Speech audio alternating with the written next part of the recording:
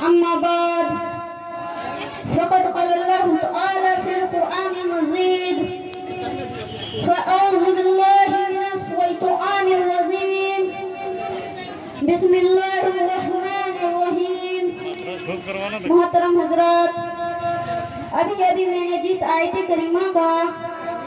تلاوت کرنے کا شرف حاصل کیا آئیے اس آیت کریمہ پر کچھ روشنی ڈالنے سے پہلے مدینے کے تاجدار ہم غریبوں کے غمگسار نائب پروردگار جناب احمد مصطفیٰ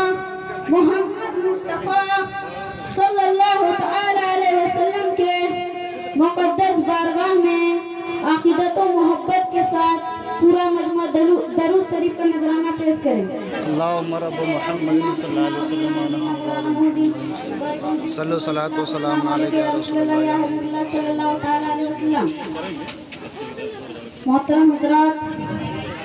آئیے اس مہینے کے مطابق کچھ باتیں بتا کر رخصت ہو جانا چاہتا ہوں۔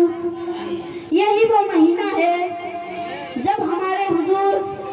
صلی اللہ تعالی علیہ وسلم تشریف لائے، جب ہمارے حضور صلی اللہ تعالی علیہ وسلم تشریف لائے تو ہمارے حضور کے صدقے میں آسمان کو بنایا گیا، ہمارے حضور کے صدقے میں زمین کو بنائی گئی، ہمارے حضور کے صدقے میں عرش اور فرش کو بنایا گیا، ہمارے حضور کے صدقے میں چاند اور سورج کو بنایا گیا، ہمارے حضور کے صدقے میں ہمیں قرآن ملی، ہمارے حضور کے صدقے میں ہمیں نماز ملی،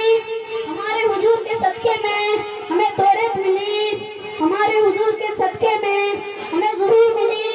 ہمارے حضور کے صدقے میں ہمیں انجیل ملی، ہمارے حضور کے صدقے میں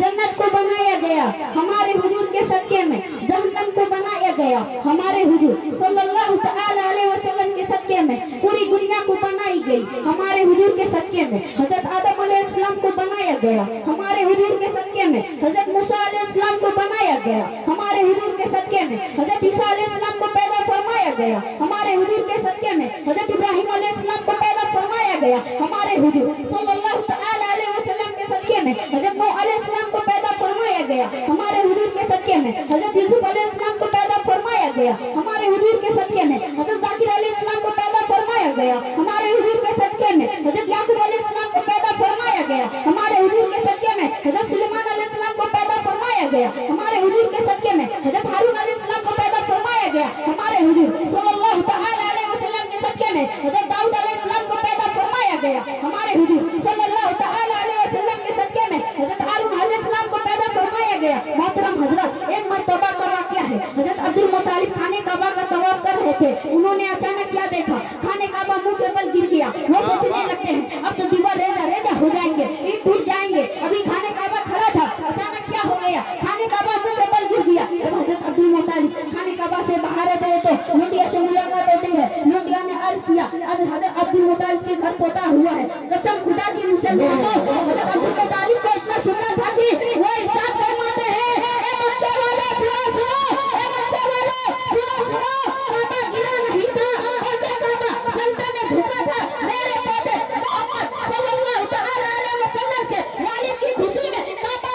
اپنے نبی کے تعظیم کے لیے جھکا تھا، اس لیے تو اعلیٰ حضرت کئی خوب فرمائے حاجیو آؤ شہنشاہ رہو دیکھو، حاجیو آؤ شہنشاہ دیکھو دیکھو، کعبہ تو دیکھ چکے، کعبے کا کعبہ دیکھو،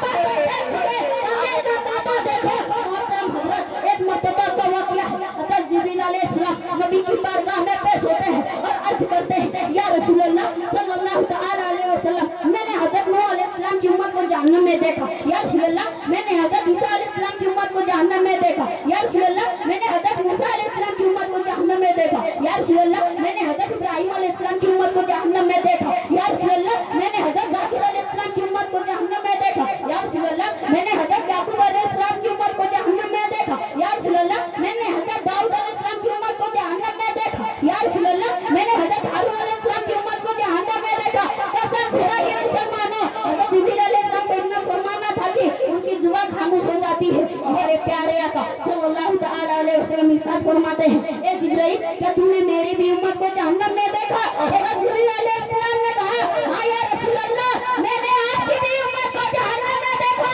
या रसूल अल्लाह, मैंने आपकी भी उम्मत को जहन्नम में देखा। इतना फरमाना था कि हमारे प्यारे आका सल्लल्लाहु तआला अलैहि वसल्लम के आंखों से आंसू जारी हो जाती है, वो दाव कतर रोने लगते हैं। हमारे हुजूर सल्लल्लाहु तआला अलैहि वसल्लम एक जंगल में जाते हैं, अपने सारे मुबारक को सजदे में रखे जार कतर रोने लगते हैं। और मदीने की गली सुनी सुनी पड़ जाती है। मदीने के सारे जानवर अपना खाना बंद कर देते हैं। सारे जानवरों का था सूख जाता है। हज़रत इमाम हसन और हुसैन ने खाना खाना छोड़ दिया। अब सारे लोग हमारे हुजूर सल्लल्लाहु तआला अलैहि वसल्लम की तलाश करना शुरू कर देते हैं। एक सहाबी हमारे हुजूर सल्लल्लाहु तआला अलैहि वसल्लम की तलाश करना शुरू कर देता है। सहाबी एक जंगल में जाता है। जब वहां से मुलाकात होती है, जब वहां से अर्ज करता है, ए चरवाहा, क्या तूने मेरे नबी को देखा? नूरानी चेहरे वाले को देखा है क्या? इसलिए तो किसी शायर ने क्या ही खूब कहा है, बुलबुल को फूल समा को परवाना चाहिए, कि बुलबुल को फूल समा को परवाना चाहिए। हमको रसूल पाक का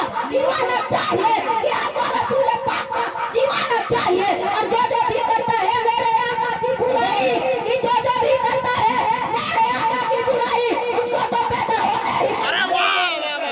क्या बात है, जवाब दे भाई। बिल्कुल, बिल्कुल। नारे तकबीर, नारे रिसालत, नारे रिसालत, मसल के आला हजरत, सरकार की आमद, दिलदार की आमद, गमखार की आमद, मुख्ताल की आमद, ताहा की आमद, यासीन की आमद, नूर की आमद, नारे हैदरी।